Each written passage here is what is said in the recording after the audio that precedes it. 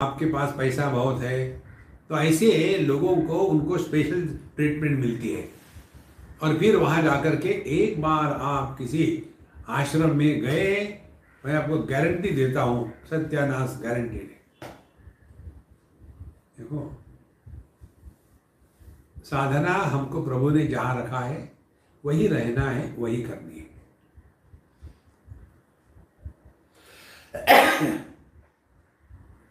सत्य है।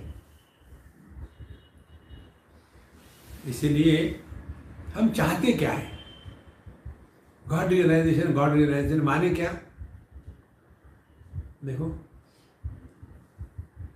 जैसे संत ज्ञानेश्वर महाराज, उन्होंने वो मिट्टी के दीवार पर उड़ करके गए किसी को मिलने के लिए, तो मुझे भी उड़ना है, पतंग हो गया। देखो, यहाँ तो चांगदेव महाराज 1400 साल जिए, तो हम भी 1400 साल जीना चाहते हैं। देखी देखी साधना नहीं होती। शास्त्र के सिद्धांत के अनुसार तद विज्ञानार्थम गुरुमेवाभिगच्छेत् समित पाणि श्रोत्रियम ब्रह्मनिष्ठा। तो जिसको आपसे कुछ नहीं चाहिए वही आपका योग्य मार्गदर्शक हो सकता है। जिसको आपसे कुछ भी चाहिए, कुछ नहीं, और क्या चाहते हैं? केवल दो बातें। अपने शिरडी साईं बाबा कहते हैं ना, श्रद्धा और सबूरी। Have patience. पेशेंस से बढ़कर और कोई बात नहीं। ऐश्वर्य क्यों है चाहता? क्या विशेषता चाहिए हमको? देखो, आपको हमने पहले भी बताया था, दो प्रकार के जन्म होते हैं। एक होते हैं अवतार रूप। जैसे आप ले लो, ये निवृत्तिनाथ महाराज, ज्ञानेश्वर महाराज, सोपानदेव महाराज और मुक्ताबाई, चारों की चारों अवतारी थे। देखो, और ये अवतारी जो जन्म होते हैं वो आदि दैविक क्षेत्र के हैं। अब किसी भी अवतारी पुरुष का जन्म देख लो आप, तो उनसे केवल हमको आशीर्वाद लेना है और अपने ही मार्ग पर चलना है, फंसना नहीं कहीं। नहीं तो वहां जाकर ये चाहिए वो चाहिए, मेरी इच्छा पूरी हो गई। जहां इच्छा पूरी होना यह अध्यात्म हमने मान लिया है, वहां हमने गलत मार्ग का चयन किया है।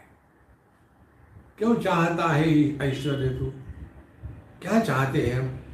जैसे संत ज्ञानेश्वर को सब लोग मानते हैं, हमको भी माने? बिल्कुल नहीं। देखो, अपने में विशेषता निर्माण करना यह अध्यात्म नहीं है। निर्विशेष सत्ता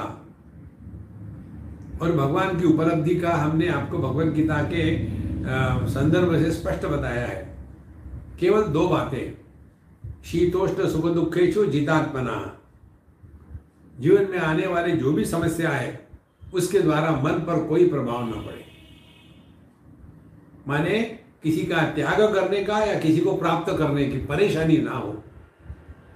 और माना को माने हो प्रशांत से, मान अपमान से कोई मतलब नहीं।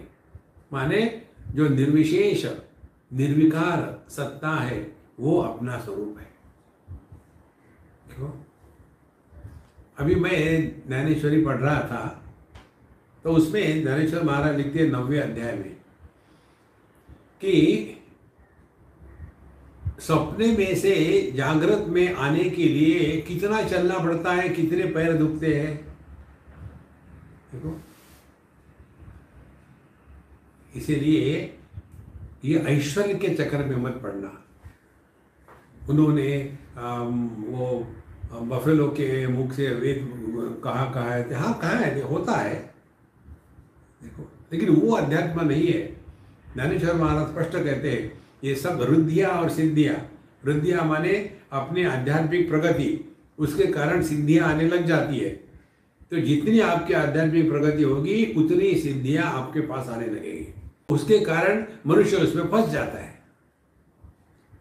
फिर किसी को आशीर्वाद दे दो या किसी का भला करो, किसी के प्रति तिरस्कार करो। देखो, आप देखो साधु संतों के चरित्र, उसमें जिन्होंने उन साधु संतों के प्रति समर्पण किया उनका भला हुआ। जिन्होंने उनका द्वेष किया वो उनका नुकसान हुआ। परमात्मा वो है जो किसी का भला भी नहीं करता, नुकसान भी नहीं करता। देखो, ऐश्वर्य क्यों है चाहता, तो ईश का भी ईश है।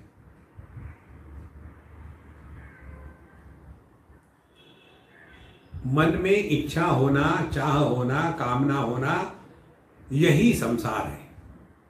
कामना कामना ही होती है, कोई भी कर लो आप। जैसे कोरोना कोरोना ही है, पहली वेव रहे दूसरी वेव रहे, उसी प्रकार से कामना कामना ही है, कोई भी कामना ना हो। ऐश्वर्य क्यों है चाहता, तो ईश का भी ईश है।